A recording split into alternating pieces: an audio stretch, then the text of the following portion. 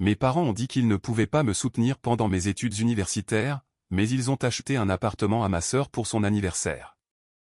Alors, j'ai discrètement déménagé dans un autre état, changé de nom et me suis concentré sur mes études. Des années plus tard, ils ont essayé de reprendre contact. En grandissant, j'ai toujours su que ma sœur cadette, Emma, était l'enfant chéri. Emma est née quand j'avais 3 ans, et dès le premier jour, il était clair qu'elle ne pouvait rien faire de mal. Emma était extravertie, charmante, et avait cette capacité naturelle à faire en sorte que tout le monde tombe amoureux d'elle. J'étais plus calme, plus studieuse, et apparemment moins digne d'attention. Le favoritisme n'était pas subtil. Quand Emma voulait des leçons de danse, des cours d'art ou des camps d'été coûteux, l'argent apparaissait de nulle part. Quand j'ai demandé une calculatrice scientifique pour mon cours de mathématiques avancées, on m'a dit de me contenter de celle de base que nous avions à la maison. Emma a eu une voiture neuve pour son 16e anniversaire, une jolie petite Honda Civic avec un nœud sur le dessus, comme dans les publicités. J'ai eu des leçons de conduite et on s'attendait à ce que je sois reconnaissante, mais je me suis dit que ce n'était pas grave. J'étais l'académique, la responsable. J'ai maintenu une moyenne générale de 4.0 tout au long du lycée, j'ai obtenu plusieurs bourses d'études et j'ai été accepté dans une université prestigieuse avec une bourse partielle pour leur programme de génie biomédical. Mes parents semblaient fiers à leur manière distante, mais les éloges semblaient toujours creux comparés à la joie sincère qu'ils montraient quand Emma marquait un but au football ou décrochait un petit rôle dans la pièce de l'école. La véritable prise de conscience est venue pendant ma dernière année de lycée. J'étais stressé par les finances universitaires car même avec ma bourse partielle, j'aurais besoin d'aide pour le logement, la nourriture, les livres et les frais de subsistance. Le programme d'ingénierie était exigeant et travailler à temps plein en parallèle n'était pas réaliste si je voulais maintenir mes notes. Un soir, après le dîner, j'ai réuni mes parents dans notre salon. Papa lisait le journal dans son fauteuil préféré et maman pliait du linge sur le canapé. La télévision était allumée en arrière-plan, une émission de cuisine que maman aimait avoir pour le bruit. J'ai besoin de vous parler des frais universitaires, ai-je commencé, l'estomac noué par l'anxiété. Papa a levé les yeux de son journal avec une expression que j'avais déjà vue. Ce regard légèrement agacé qu'il prenait lorsque des questions pratiques interrompaient sa routine du soir. « Sarah, nous en avons déjà discuté », a dit maman sans lever les yeux de la serviette qu'elle pliait. « Tu as eu des bourses pour une raison. Tu es assez intelligente pour te débrouiller. Mais la bourse partielle ne couvre qu'environ 60% des frais de scolarité, ai-je expliqué, en sortant les documents d'aide financière que j'avais organisés dans un dossier. Avec le logement, la nourriture, les livres, les frais de laboratoire. Tu devras prendre des prêts, a interrompu papa, sa voix portant ce ton final qui signifiait que la discussion était terminée. Travaille plus d'heures à l'épicerie. Tu as 18 ans maintenant, Sarah. Tu es financièrement autonome. Il est temps que tu apprennes à être indépendante. Les mots m'ont frappé comme une gifle. Financièrement autonome. J'ai senti quelque chose de froid s'installer dans ma poitrine, mais j'ai hoché la tête et je suis allé dans ma chambre. J'ai passé cette nuit à demander des prêts supplémentaires et à calculer combien d'heures je devrais travailler pour joindre les deux bouts. Le calcul était brutal, mais j'y suis arrivé. J'y arrivais toujours. L'université était plus difficile que ce à quoi je m'attendais, non pas sur le plan académique, mais sur le plan financier et émotionnel.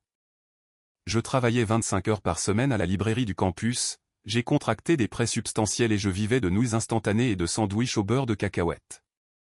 Ma colocataire, Jessica, m'invitait souvent à dîner ou au cinéma, mais je devais généralement refuser.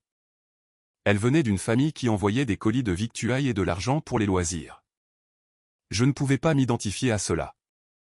J'appelais à la maison tous les dimanches, parlant principalement à maman pendant que papa regardait le football en arrière-plan. Emma avait commencé sa 2e année de lycée et s'épanouissait apparemment.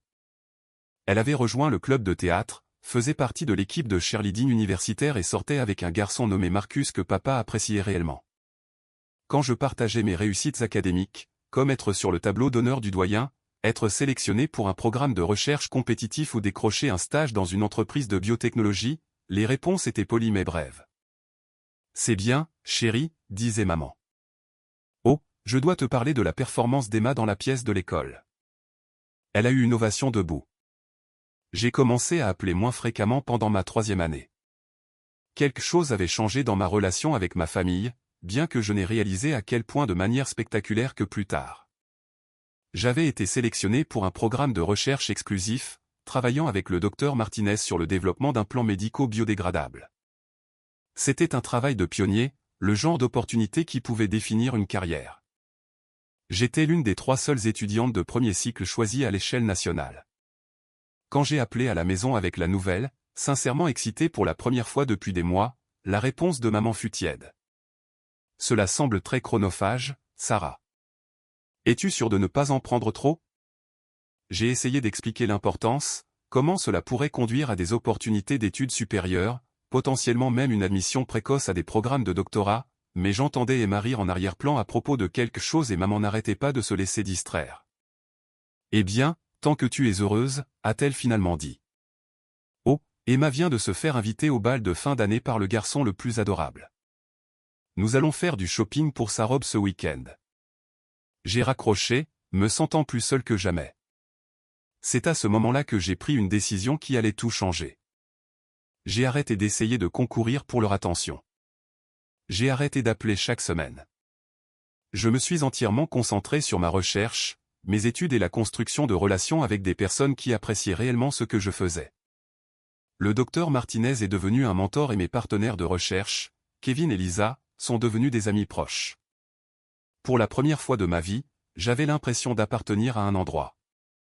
J'étais si absorbé par mon travail que j'ai failli manquer le message de groupe familial qui a tout changé. C'était un samedi matin d'octobre de ma dernière année. J'étais au laboratoire tôt, effectuant des tests sur notre dernier prototype lorsque mon téléphone a vibré avec un message d'Emma dans notre discussion de groupe familial. Les gars, je n'arrive pas à y croire. Puis sont venues les photos. Des clichés d'aspect professionnel d'un magnifique appartement de 2 chambres avec des comptoirs en granit, des planchers de bois franc et un balcon donnant sur un lac. Les meubles étaient tous neufs, un canapé sectionnel moelleux, une table à manger qui coûtait probablement plus que ce que je dépensais en nourriture en 6 mois, un ensemble de chambres à coucher qui semblait sorti d'un magazine. Mon téléphone n'arrêtait pas de vibrer avec des messages. Emma, maman et papa m'ont fait la surprise pour mon 21e anniversaire. Je suis officiellement propriétaire. Maman, notre petite fille mérite ce qu'il y a de mieux. Tellement fier de toi, Emma. Papa, j'espère que tu l'aimes, ma chérie. Tu l'as mérité. Emma, je n'arrête pas de pleurer. Des larmes de joie. Merci. Merci. Merci. Les meilleurs parents du monde. Je fixais mon téléphone dans le laboratoire vide, le silence n'étant rompu que par le bourdonnement des équipements et le son lointain de ma propre respiration. Un appartement. Ils avaient acheté un appartement à Emma pour son 21e anniversaire. J'ai fait défiler message après message de félicitations, d'émoticônes de cœur et de photos d'Emma posant avec un nœud géant collé sur la porte d'entrée. Les mêmes parents qui m'avaient dit que j'étais financièrement autonome venaient d'acheter à leur plus jeune fille une maison qui coûtait probablement plus que toute mon éducation universitaire. Je suis resté assise là pendant 20 minutes, à regarder les messages. Personne n'avait demandé où j'étais ni pourquoi je ne répondais pas. Dans une discussion de groupe familial célébrant un événement majeur, mon silence est passé complètement inaperçu. C'est à ce moment-là que quelque chose en moi s'est brisé. Pas brisé comme si j'étais en 1000 morceaux. Brisé comme lorsqu'on arrête enfin d'essayer de forcer une clé dans la mauvaise serrure. J'en avais fini. Je n'ai pas répondu à la discussion de groupe. Je n'ai pas appelé pour féliciter Emma ni demander à mes parents comment ils avaient soudainement trouvé de l'argent pour un appartement alors qu'ils ne pouvaient pas aider pour mes manuels scolaires. J'ai simplement éteint mon téléphone et je suis retourné au travail. Ce week-end-là, j'ai pris une série de décisions qui, je le savais, définiraient le reste de ma vie. Premièrement, j'ai programmé une réunion avec le docteur Martinez pour discuter des options d'études supérieures. Pas n'importe quelles études supérieures, des programmes qui m'emmèneraient loin de chez moi, de préférence avec un financement complet et des opportunités de recherche qui correspondaient à mon expertise croissante en biomatériaux. Deuxièmement, j'ai commencé à chercher à changer légalement mon nom et mes adresses pour m'assurer que mes futures réalisations ne seraient pas facilement traçables jusqu'à ma famille. Je ne voulais pas qu'ils profitent de mon succès quand cela leur convenait tout en m'ignorant quand ce n'était pas le cas. Troisièmement, j'ai commencé à documenter tout ce qui concernait ma recherche avec une minutie méticuleuse. Quelque chose me disait que ça allait être important. Le docteur Martinez a été incroyablement compréhensif quand j'ai expliqué ma situation, bien que j'ai minimisé le drame familial et me sois concentré sur mes objectifs académiques. Sarah, votre travail sur le stent cardiaque biodégradable a été exceptionnel, a-t-elle dit lors de notre réunion dans son bureau, qui était tapissé de récompenses et de photos de conférences du monde entier. J'ai correspondu avec des collègues de plusieurs programmes de premier plan, Stanford, MIT, Johns Hopkins. Ils sont tous intéressés par des étudiants avec votre profil. Je cherche quelque chose avec un financement complet, ai-je dit prudemment. Et de préférence sur la côte ouest ou la côte est. Je veux un changement de décor complet. Elle a hoché la tête en connaissance de cause. Les familles universitaires comprenaient souvent le besoin d'établir son indépendance par rapport à ses racines. J'ai l'opportunité parfaite, a-t-elle dit en sortant un dossier. Le Dr Chen à Stanford lance une nouvelle initiative de recherche sur les implants médicaux de nouvelle génération. C'est un programme de doctorat de 5 ans avec un financement complet, une assurance maladie et une allocation généreuse. Le travail s'appuie directement sur ce que vous avez fait ici. Mon cœur s'est mis à battre la chamade. Stanford. Financement complet. Une chance de travailler avec l'un des plus grands chercheurs dans mon domaine. Que devrais-je faire? Vos notes et vos dossiers de recherche parlent d'eux-mêmes. Je vous écrirai une lettre de recommandation, bien sûr. La principale exigence est que vous vous engagiez dans le programme complet et que vous soyez prête à déménager. Déménager. Le mot sonnait comme la liberté. J'ai postulé cette semaine-là et j'ai été accepté en un mois. Bourse complète, poste d'assistante de recherche et une allocation qui me permettrait de vivre confortablement tout en poursuivant mon doctorat. Pour la première fois depuis des années, j'avais l'impression que quelqu'un croyait en mon potentiel. Le plus difficile a été de ne pas le dire à ma famille. Je voulais le faire. Une partie de moi voulait appeler à la maison et partager cette nouvelle incroyable, entendre la fierté dans la voix de mes parents, me sentir à nouveau comme leur fille. Mais chaque fois que je prenais le téléphone, je me souvenais des photos de l'appartement, de l'excitation d'Emma et de la générosité facile de mes parents lorsqu'il s'agissait de leur enfant préféré. Au lieu de cela, j'ai terminé ma dernière année tranquillement.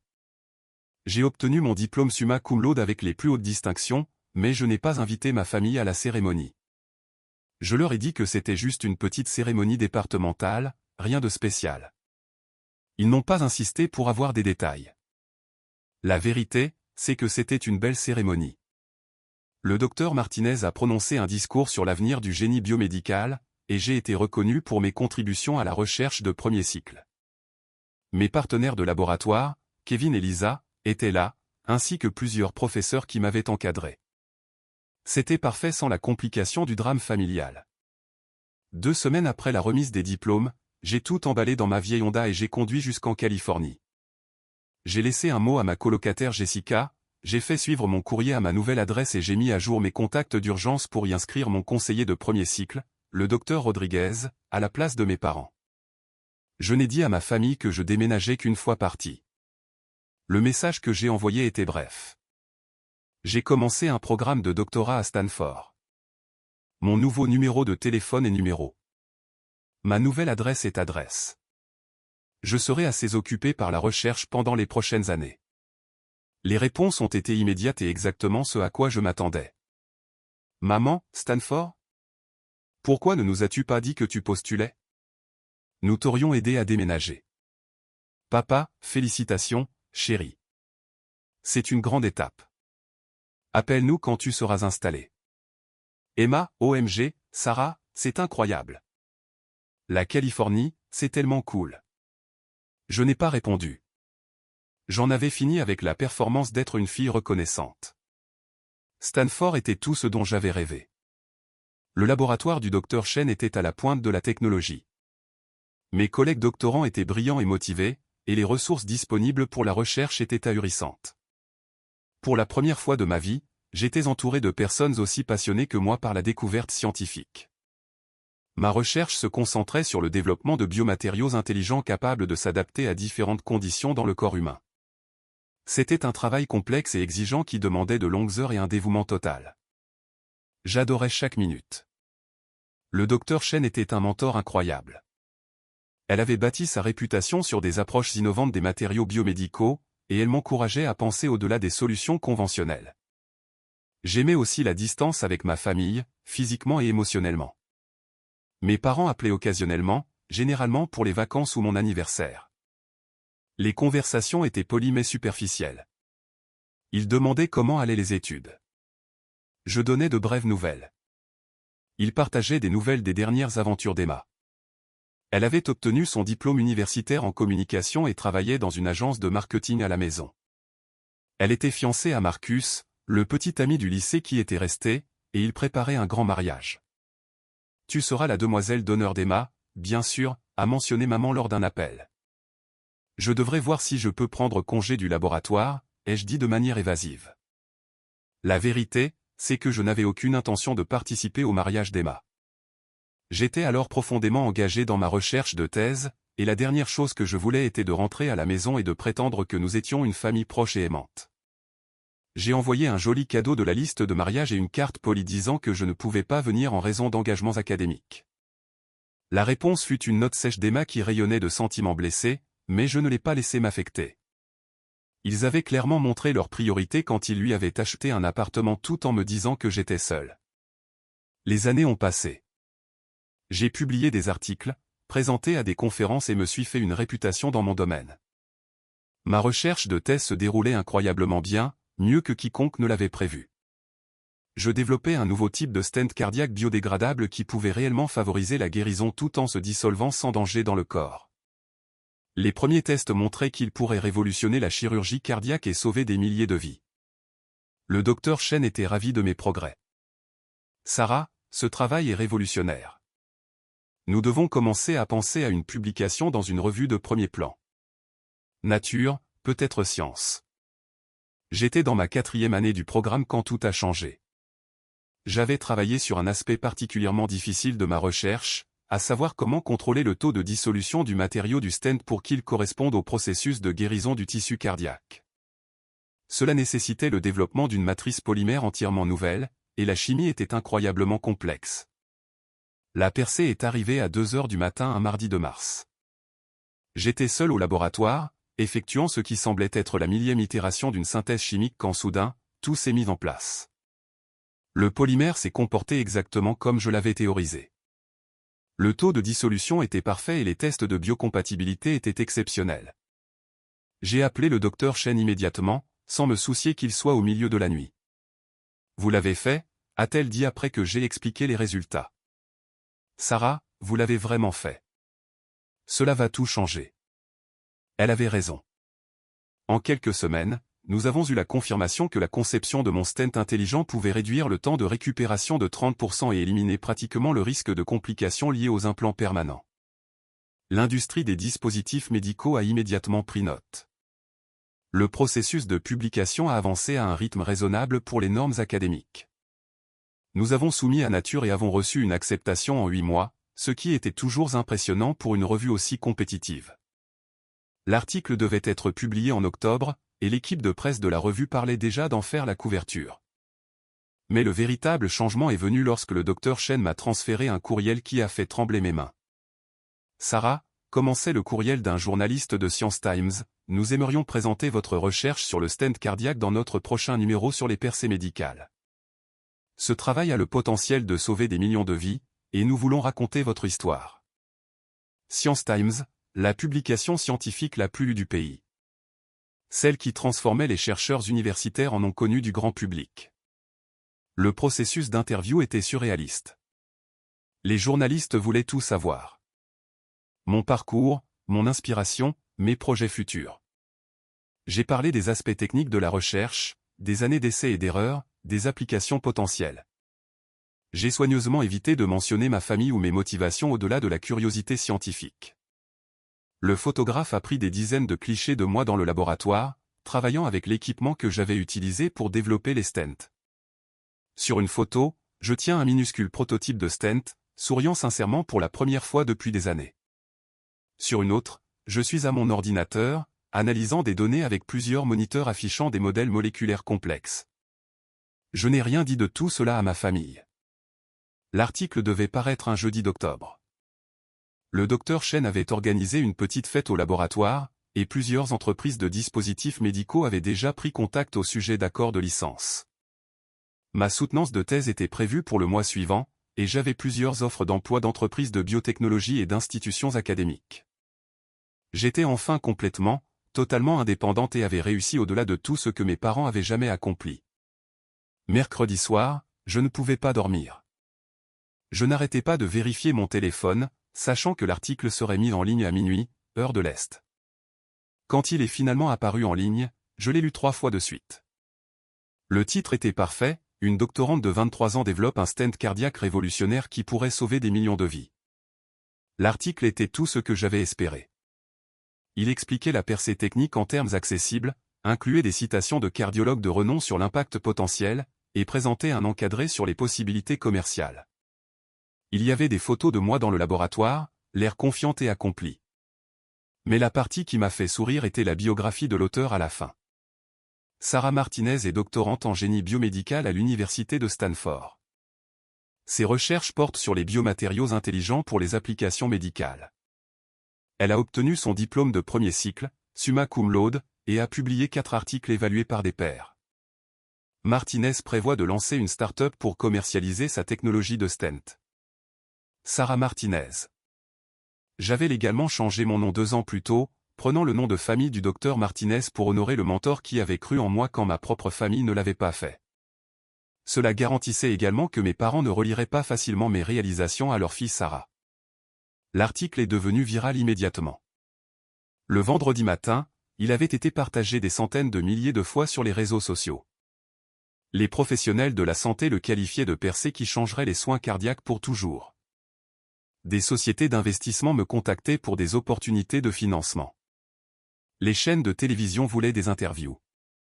J'étais assise dans le laboratoire, essayant de gérer cette attention soudaine, quand mon ancien téléphone, celui que je gardais mais utilisais rarement, a commencé à vibrer de notifications. Message après message après message. Maman, Sarah, c'est toi? Appelle-moi immédiatement. Papa, je viens de voir l'article du Science Times. Nous devons parler. Emma, mon Dieu Sarah, c'est vrai? Tu es célèbre. Maman, ton père appelle Stanford en ce moment. Pourquoi ne nous as-tu rien dit? Emma, tout le monde partage cet article sur toi.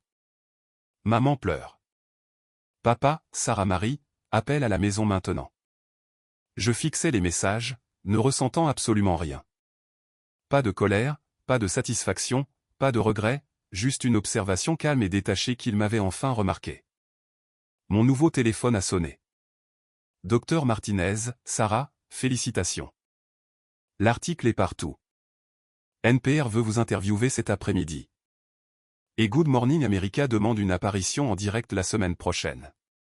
C'est incroyable, ai-je dit, en regardant toujours les messages frénétiques de ma famille. Je suis prête pour tout ce qui va suivre. Il y a autre chose, a-t-elle poursuivi. Le bureau des brevets a accéléré vos demandes. 3 grandes entreprises de dispositifs médicaux sont en guerre d'enchères pour les droits de licence. Nous parlons d'argent substantiel, Sarah. Assez pour financer votre propre laboratoire de recherche. J'ai senti un sourire sincère se dessiner sur mon visage. Mon propre laboratoire. L'Institut de recherche en biomatériaux Sarah Martinez, ça sonne bien, vous ne trouvez pas? Après avoir raccroché, je me suis assise dans le laboratoire silencieux et j'ai réfléchi au parcours qui m'avait mené ici. Il y a 5 ans, j'étais une étudiante en difficulté, mangeant des nouilles instantanées et me demandant si mes parents seraient un jour fiers de moi. Maintenant, j'étais sur le point de lancer une révolution médicale et de devenir financièrement indépendante au-delà de tout ce que j'avais imaginé. Mon ancien téléphone vibrait toujours de messages. Je l'ai pris et j'ai fait défiler des dizaines de textes de mes parents, d'Emma, de membres de la famille élargie et même de quelques anciens amis du lycée qui avaient apparemment vu l'article partagé sur les réseaux sociaux. Tout le monde voulait reprendre contact, célébrer, faire partie de mon succès. L'ironie était parfaite. Ils m'avaient dit que j'étais seul financièrement, et je les avais pris au mot. J'avais réussi entièrement sans leur aide, et maintenant ils voulaient revenir dans ma vie. J'ai rédigé une seule réponse et l'ai envoyée dans la discussion de groupe familial. Merci pour les félicitations.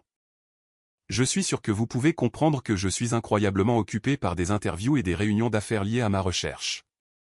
Je vous contacterai lorsque mon emploi du temps le permettra. C'était poli, professionnel et complètement évasif. Les réponses ont été immédiates et de plus en plus désespérées. Maman, Sarah, s'il te plaît, appelle-moi. Je ne comprends pas pourquoi tu as changé de nom. Nous sommes si fiers de toi. Papa, nous avons vu que l'article dit que tu lances une entreprise. Nous aimerions discuter des opportunités d'investissement. Emma, Sarah, je suis tellement désolé que nous ayons perdu contact. Je n'avais aucune idée que tu faisais un travail aussi incroyable. Pouvons-nous s'il te plaît parler? Maman, j'ai parlé à tout le monde de ma brillante fille. Madame Peterson d'à côté a vu l'article et a dit qu'elle avait toujours su que tu étais spécial. J'ai failli rire à cette dernière phrase. Madame Peterson m'avait regardé tondre leur pelouse pour de l'argent de poche pendant le lycée, tandis qu'Emma recevait de l'argent de poche pour ne rien faire. Au cours des semaines suivantes, l'attention des médias s'est intensifiée. Je suis apparu sur Good Morning America, NPR Science Friday et plusieurs podcasts médicaux. Le New York Times a publié un article de suivi sur les jeunes innovateurs en biotechnologie. Forbes m'a incluse dans sa liste 30 Under 30 pour le secteur de la santé. Chaque article mentionnait brièvement mon parcours. Doctorante de Stanford, originaire du Midwest, première de sa famille à poursuivre des études scientifiques avancées. J'ai veillé à garder les détails personnels au minimum et à me concentrer sur la recherche et son impact potentiel. Pendant ce temps, les tentatives de ma famille pour me contacter sont devenues de plus en plus frénétiques et manipulatrices. Maman a commencé à appeler depuis différents numéros quand j'ai arrêté de répondre à la ligne principale. Elle a laissé des messages vocaux qui commençaient par des excuses et devenaient de plus en plus colériques. Sarah, je ne comprends pas pourquoi tu nous exclus. Nous sommes ta famille. Nous t'aimons. Rappelle-moi. Puis, Sarah, ce n'est pas juste de nous punir comme ça. Nous avons fait de notre mieux pour t'élever. Nous sommes fiers de ton succès. Et enfin, Sarah Marie, c'est ridicule. Tu ne peux pas couper les ponts avec ta famille à cause d'un affront perçu datant d'il y a des années. Nous n'avons jamais voulu te blesser. Un affront perçu. Cette phrase m'a dit tout ce que j'avais besoin de savoir sur la façon dont il voyait la situation. Papa a essayé une approche différente, envoyant des courriels sur les opportunités d'affaires et les partenariats d'investissement familial. Il avait apparemment fait des recherches sur les startups de biotechnologie et voulait discuter de la manière dont la famille pourrait participer au succès de Sarah. Les messages d'Emma étaient les plus manipulateurs. Elle alternait entre les sentiments blessés et un faux lien sororal. Sarah, tu me manques tellement. Je n'avais jamais réalisé à quel point je dépendais de t'avoir dans ma vie. S'il te plaît, ne laisse pas ce succès changer qui tu es. Puis, j'ai vu ton interview sur Good Morning America et j'ai pleuré. Je suis si fier d'être ta sœur. J'ai parlé à tout le monde de ton travail incroyable et Marcus et moi pensons à fonder une famille bientôt. Je veux que mes enfants sachent qu'ils ont une tante brillante. S'il te plaît, ne laisse pas ce qui s'est passé entre nous t'empêcher de faire partie de nos vies. Je n'ai répondu à rien de tout cela. Le moment décisif est venu lorsque j'ai reçu un message LinkedIn de quelqu'un que je ne reconnaissais pas. Bonjour Sarah, je suis journaliste et je travaille sur un article de suivi sur la réaction de votre famille à votre succès. Je crois comprendre qu'il pourrait y avoir une histoire intéressante sur votre relation avec vos parents. Seriez-vous intéressé à partager votre point de vue? Quelqu'un avait fouillé, probablement mes parents essayant de tirer parti de mon succès pour leur propre attention. C'est à ce moment-là que j'ai décidé qu'il était temps de prendre le contrôle du récit. J'ai programmé une interview de suivi avec Science Times, la publication qui avait initialement présenté mon histoire. Cette fois, j'étais prête à partager toute la vérité. Dr Martinez, a commencé l'intervieweur, votre ascension rapide dans le domaine biomédical est remarquable. Pouvez-vous nous parler de votre parcours et de ce qui vous a motivé à poursuivre cette recherche? J'ai pris une profonde inspiration. Je pense qu'il est important pour les jeunes scientifiques de comprendre que le succès vient souvent du fait de trouver sa propre voie, même lorsque cette voie n'est pas soutenue par les personnes dont on attendrait qu'elle soit de notre côté. J'ai raconté l'histoire avec soin et de manière factuelle. J'ai expliqué comment on m'avait dit que j'étais seul financièrement pour l'université pendant que mes parents achetaient un appartement à ma sœur. J'ai décrit le fait de travailler plusieurs emplois, de prendre des prêts et de financer entièrement mon éducation de manière indépendante. J'ai parlé de la décision de changer de nom et de déménager à l'autre bout du pays pour saisir des opportunités de recherche. L'ironie, ai-je conclu, c'est que le fait d'être forcé de devenir indépendante m'a en fait rendue plus forte et plus déterminée. Quand on ne peut pas compter sur le soutien familial, on apprend à construire son propre réseau de soutien. Mes mentors de recherche, mes collègues de laboratoire et ma communauté académique sont devenus ma famille choisie. L'intervieweur était clairement fasciné. Que pensez-vous des récentes tentatives de votre famille de naissance de reprendre contact suite à votre succès? Je pense que cela témoigne d'un phénomène courant dans les familles, ai-je dit diplomatiquement. Parfois, les gens ne valorisent que les réalisations qu'ils peuvent comprendre ou qui se reflètent bien sur eux. Mes parents ne voyaient pas l'intérêt de soutenir une étudiante en sciences en difficulté, mais ils sont très intéressés à être associés à une chercheuse à succès qui reçoit l'attention des médias. L'article, intitulé « Le prix de l'indépendance, comment le rejet familial a alimenté une percée médicale », a été publié 3 semaines plus tard. Il a été encore plus largement partagé que l'article original sur ma recherche. La réaction a été immédiate et écrasante. Les réseaux sociaux ont explosé de soutien de la part d'autres personnes qui avaient connu le favoritisme familial ou avaient été forcées de réussir de manière indépendante. Des scientifiques et des universitaires ont partagé leurs propres histoires de membres de la famille qui ne comprenaient pas ou ne soutenaient pas leur travail. Le hashtag #ChoisanFamily a commencé à devenir tendance. Plus important encore pour moi, l'article a attiré l'attention d'investisseurs et de collaborateurs potentiels qui respectaient mon indépendance et ma détermination.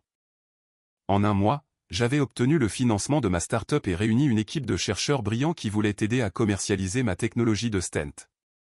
La réaction de ma famille de naissance était prévisible.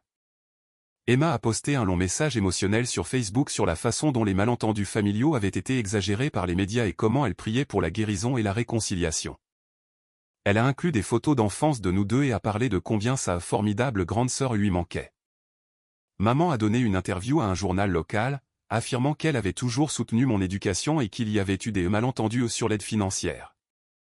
Elle a dit qu'ils étaient navrés par ma décision de couper le contact et espérait que je rentrerais bientôt à la maison. Papa est resté silencieux publiquement, mais j'ai appris par des connaissances communes qu'il disait aux gens que j'étais ingrate et que j'avais oublié d'où je venais. La réponse la plus révélatrice est venue quand Emma a annoncé sa grossesse sur les réseaux sociaux. Le message incluait un appel direct. J'ai hâte que tante Sarah rencontre son neveu ou sa nièce. J'espère que ma sœur mettra de côté les sentiments blessés qui existent et fera de nouveau partie de notre famille. Ce bébé a besoin de savoir à quel point sa tante est brillante et accomplie. C'était de la manipulation émotionnelle à son paroxysme, et je ne suis pas tombé dans le piège. Au lieu de cela, je me suis concentré sur la construction de quelque chose d'extraordinaire. Mon entreprise, Martinez Biomedical Solutions, a été lancée 8 mois après l'article initial.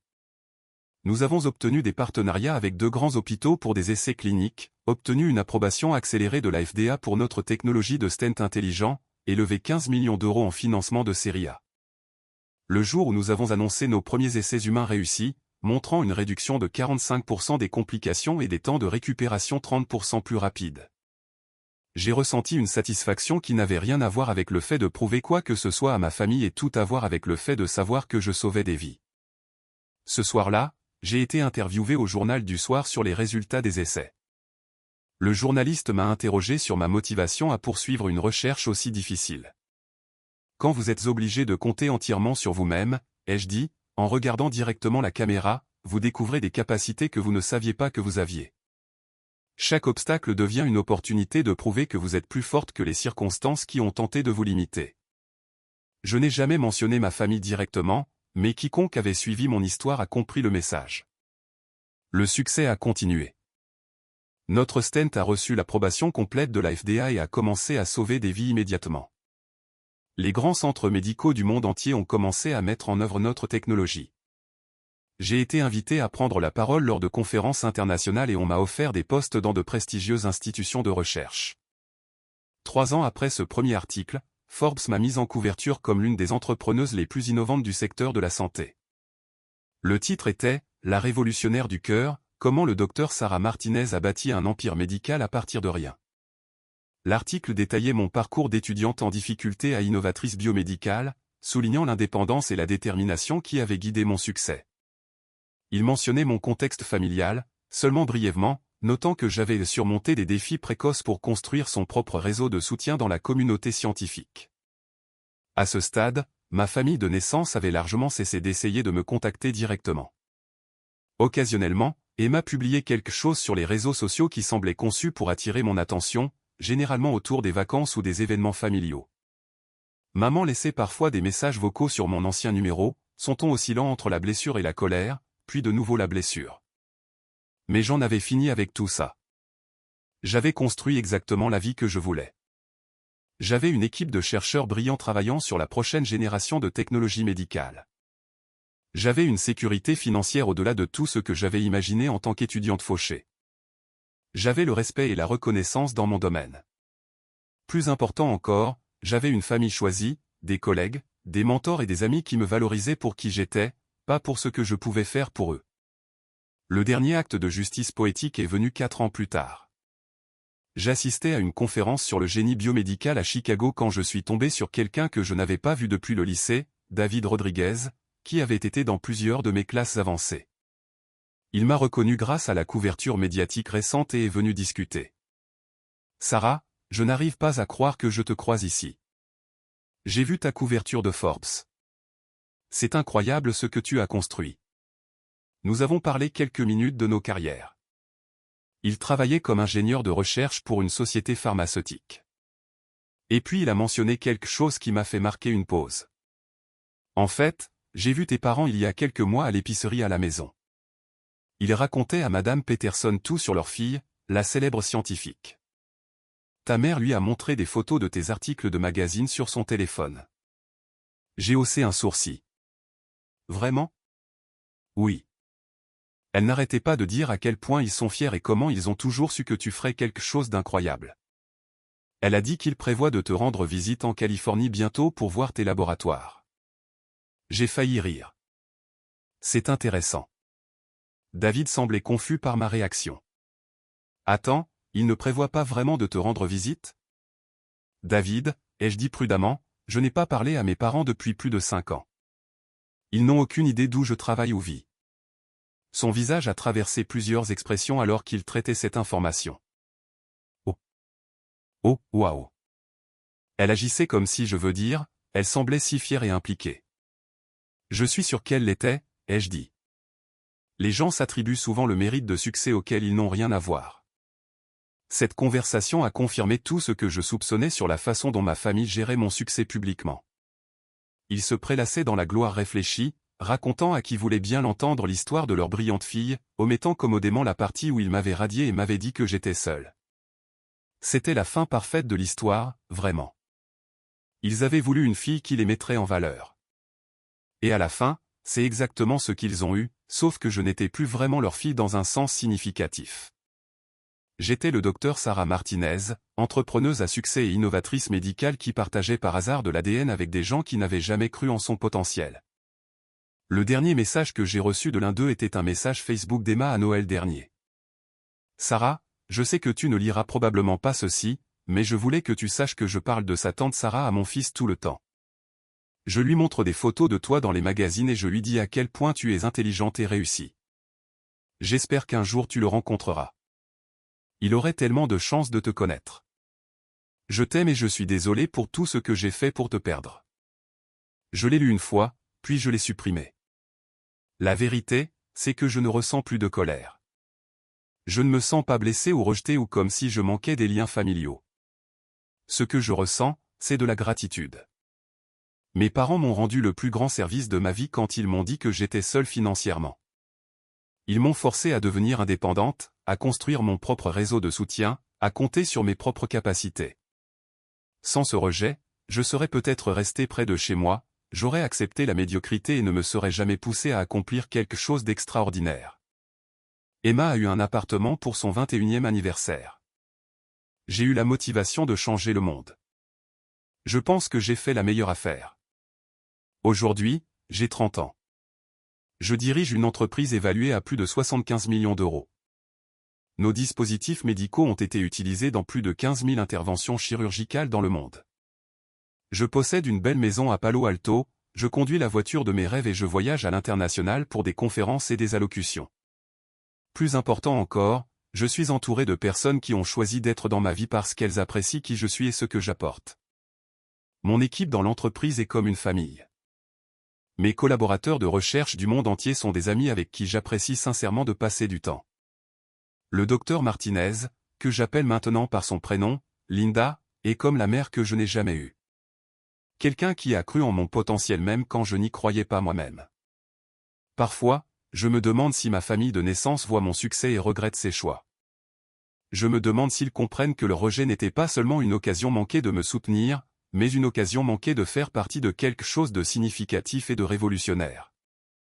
Mais la plupart du temps, je ne pense pas du tout à eux. Je suis trop occupé à construire l'avenir. Mise à jour. Beaucoup de gens m'ont demandé si je prévoyais un jour de me réconcilier avec ma famille. La réponse est non. Et voici pourquoi. La réconciliation exige la reconnaissance des torts et un changement sincère. Ce que j'ai vu de ma famille, c'est de la posture publique, de la manipulation émotionnelle et des tentatives de profiter d'un succès qu'ils n'ont en rien soutenu. La vraie famille ne concerne pas l'ADN partagé. Il s'agit d'être présent, de croire les uns dans les autres et de se soutenir mutuellement dans les moments difficiles. Ma famille choisit la fait de manière constante. Ma famille de naissance a prouvé qu'elle n'est intéressée que par les meilleurs moments. Je suis exactement là où je suis censé être, avec exactement les personnes qui appartiennent à ma vie. Parfois, la meilleure vengeance n'est pas une confrontation dramatique. C'est de construire quelque chose de si extraordinaire que les personnes qui vous ont rejeté deviennent sans importance pour votre bonheur. Ils ont dit que j'étais seul financièrement. Ils avaient raison. Et cette indépendance est devenue le fondement de tout ce que j'ai accompli. Je ne changerai rien.